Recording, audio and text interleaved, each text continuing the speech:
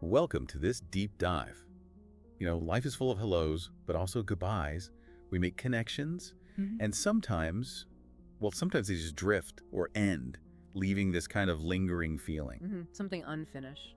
Exactly. And that's what we want to dig into today, that weight of the unfinished, and maybe how we can move towards more understanding, not necessarily a neat ending, but integration. That lingering sense, right. It's often not some huge crisis, but more like a quiet hum.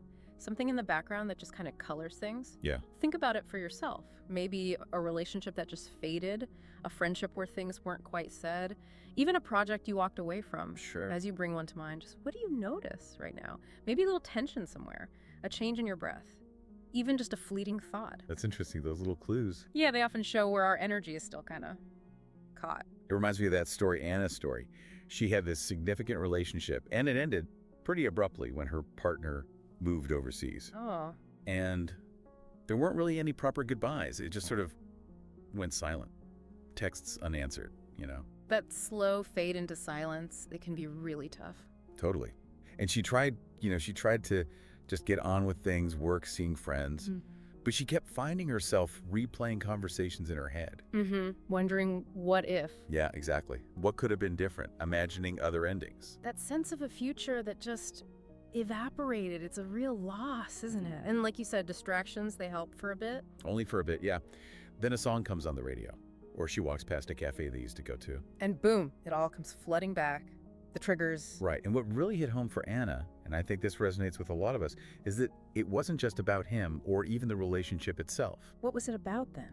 It was like a part of her felt stuck back there, frozen in that goodbye that never really happened. The part of her that wanted connection, wanted understanding in that specific situation. Like a piece left behind waiting. Yeah, that touches on this core idea from certain ways of looking at therapy, like Gestalt. This concept of unfinished business. Okay. It's not just about what happened out there, it's an internal thing, a process inside us. It's like our mind, our heart keeps looping back, searching for some kind of resolution. Seeking completion almost instinctively. Right. And our bodies, they often hold on to this stuff, even if we think we're over it. How so? Well, maybe there's a subtle tension in your shoulders you've just gotten used to. Or emotions that never got fully expressed, they kind of lodge themselves in us physically. And over time, if you have a few of these unfinished chapters. Yeah, they can accumulate. It can start to feel heavy, make it harder to just be fully present, fully open to what's happening right now. And you mentioned Anna. How did it affect her going forward? Well, she started noticing things like a hesitation in new friendships, holding back a bit, maybe avoiding deeper vulnerability. Protecting herself. Probably, yeah. A kind of detachment sometimes. It's a way to cope, but it can also, limit how fully we engage with life, with new people. It really makes you think about your own patterns, doesn't it? Where do I tend to avoid the difficult conversation? Where do I let things just hang? Or maybe you've been on the receiving end of a sudden ending, left with all these questions. Yeah. These patterns, even though they're uncomfortable, they can actually be seen as, invitations to look at those threads in our own lives. But looking takes courage. It absolutely does. It means choosing to sit with the discomfort sometimes instead of immediately reaching for a distraction or trying to rationalize it away. So letting yourself feel the sadness, the anger, the longing, whatever's there. Exactly, without judging it, without needing to fix it right away, just allowing it. And that sounds like where awareness comes in. Precisely. It's not about analyzing in that moment. It's just creating space, noticing the sensations in your body, the thoughts flitting through, the emotions bubbling up. Letting them be there. Just letting them be. So maybe take a moment right now. What would it actually feel like to acknowledge those unfinished parts? To sit with them, not like problems you have to solve immediately, but just as parts of your story that maybe need acknowledging. What comes up when you consider that? Fear, relief, both. It feels significant, maybe a bit scary, but also potentially liberating. That's the paradox, isn't it? It feels like a burden, this unfinished stuff, but hidden within it is often huge potential for growth, for healing, for understanding ourselves more deeply. So each unresolved thing is actually an opportunity. In a way, yes. An opportunity to reclaim something, to integrate that experience. Okay, so let's just take a breath with that. Feel whatever's here right now. And know that carrying this weight, It's a very human thing. You're definitely not alone in it. So let's go a bit deeper then. What happens when we actually start to, approach these unfinished places?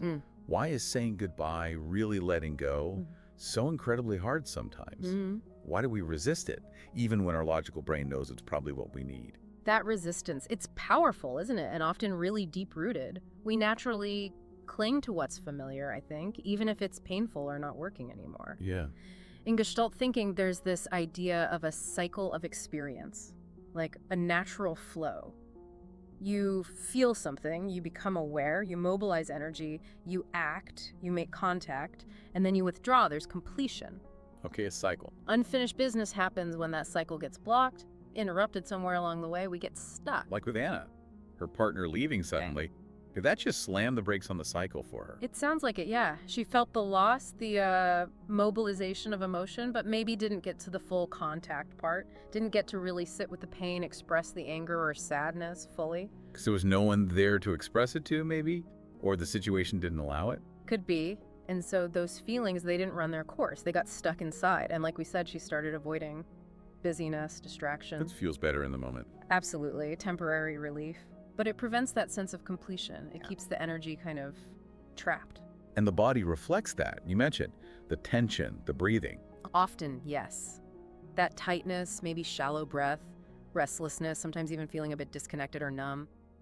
The body often knows what's up before the mind fully acknowledges it. And avoidance isn't always obvious, is it? It can look like being productive. Oh, absolutely. It can even masquerade as self-care sometimes.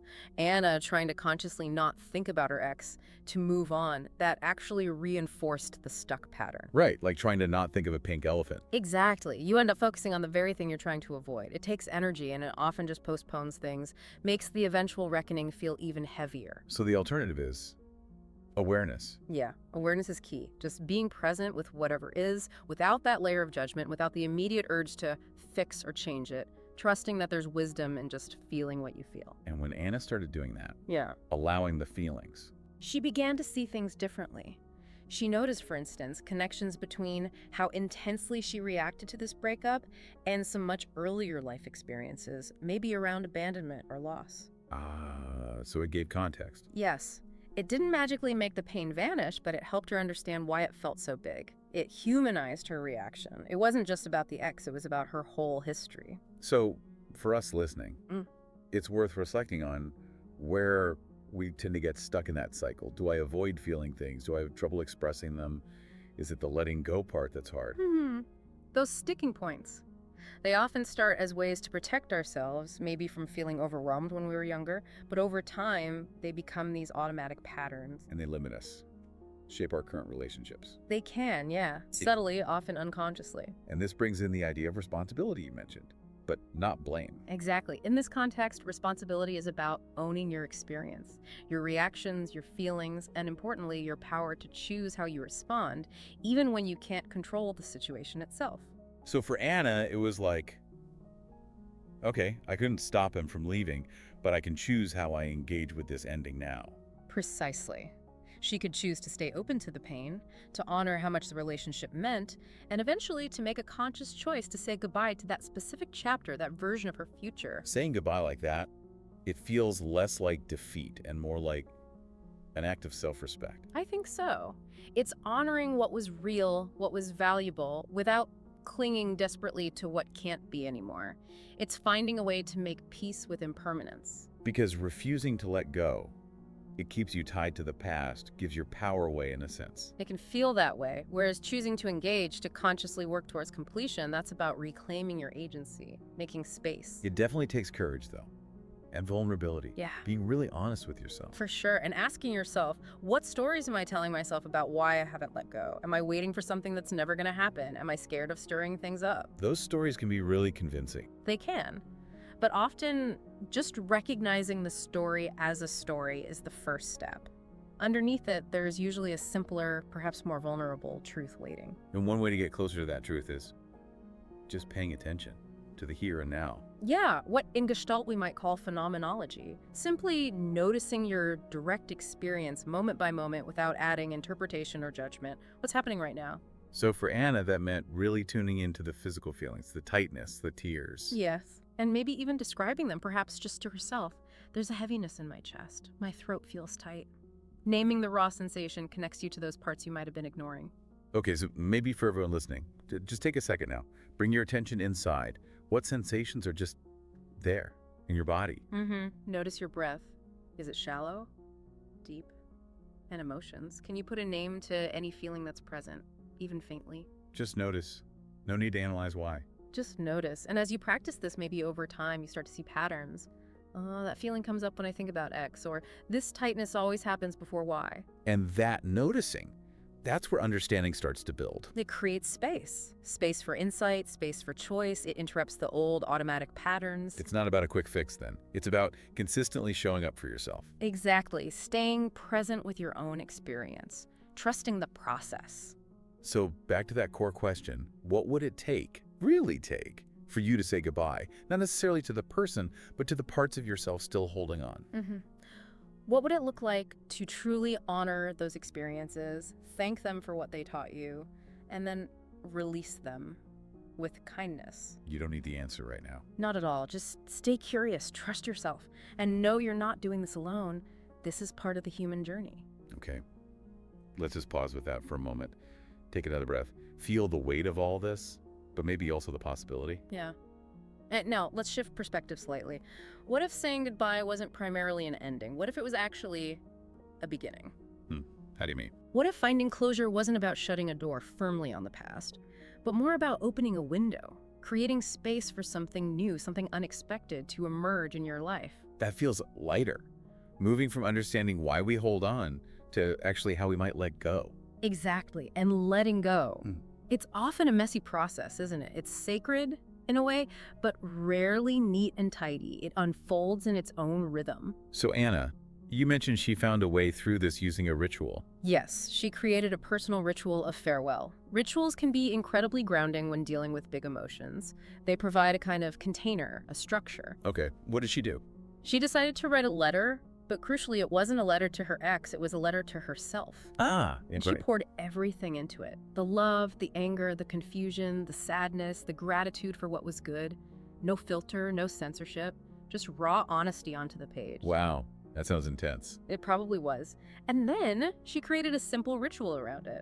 Found a quiet time, lit a candle, and read the letter aloud. Just spoke the words into the space. Reading it aloud. That feels significant. It often is. Hearing your own voice speak those truths can be powerful. She said she felt a real shift as she read. She cried. She felt the waves of emotion. And then, when it felt complete for her, she burned the letter. Burned it? Yeah, as a symbolic act of release. While doing it, she apparently said something simple like, "Thank you, I release you." That sounds incredibly personal. Yeah. And powerful. Not necessarily easy, but real. Exactly. It wasn't magic. It didn't erase the memory or the sadness instantly, but it was hers, an act she chose that helped her mark a transition internally. So for someone listening, a ritual could be anything, really. Yeah. Writing, yes, but maybe speaking things out loud alone. Creating some art, dancing it out, going somewhere meaningful. Absolutely. The key is intention and authenticity. Does it feel meaningful to you? That's what matters. It feels like these rituals connect us back to our own power, our ability to shape our story even when the external events felt out of our control. Yes. It's like saying, this ending was painful or incomplete, but I can choose how I hold it now. I can create my own sense of closure. And it reframes the goodbye, doesn't it?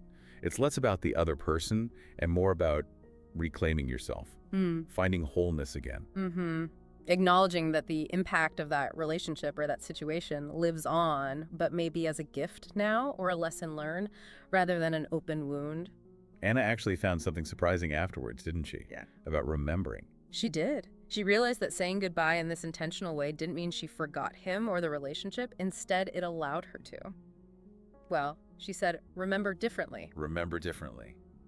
Instead of her mind constantly replaying the unresolved moments, the hurt, the confusion, she started to find that memories of the good times could surface more easily. Laughter, shared dreams, simple moments of connection. So the memories were still there, but the emotional charge shifted. Exactly. They lost that sharp sting of loss and started to glow more with a sense of, perhaps, gratitude. They became part of her story, woven into the fabric of who she is, but they didn't define her present anymore.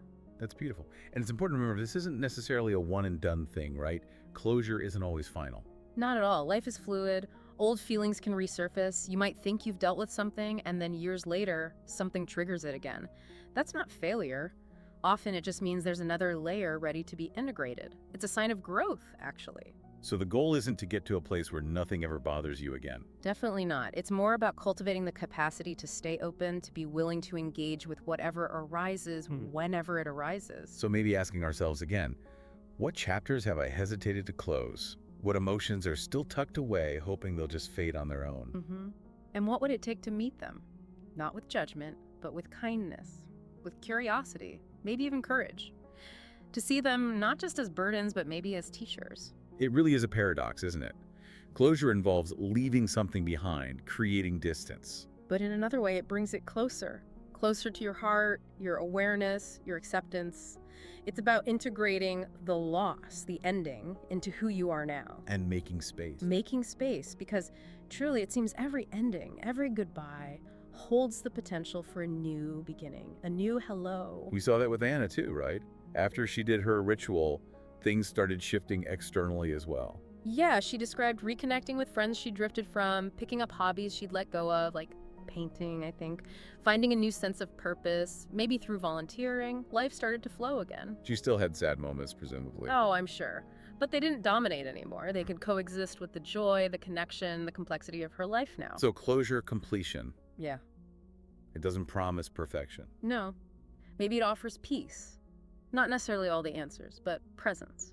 A greater ability to be here now. So as we kind of wrap up this exploration, maybe the questions aren't about finding the definition of completion. Maybe not. Maybe the valuable questions are more open-ended, like, what does completion mean to me right now? Is it about tying up loose ends, or is it more about learning to live with the messiness, the ambiguity? Is it about letting go completely or learning to hold things differently? Yeah. With more compassion, perhaps. Exactly. These aren't questions to answer definitively, but maybe questions to live with, to keep exploring in your own experience. This whole process of saying goodbye, of finding completion, it's ongoing. It mirrors the rhythm of life itself.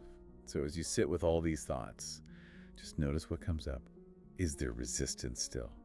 Maybe some relief, a mix. Whatever it is, trust it. Trust it's part of your unique journey. Trust that you're right where you need to be with it all. And trust that even the hardest goodbyes, the most unfinished feelings, can eventually lead to unexpected gifts. If you're willing to stay open to receiving them. If you're willing. Okay, before we close out, maybe just one more conscious breath together. Feel your feet on the ground or wherever is supporting you. Feel the air around you. And just hold this thought. You are whole. Even with the broken pieces. Yeah. You are complete, even with the unfinished parts. You are enough, exactly as you are right now. Beautifully put. Now go. Go and see what wants to emerge next in your life.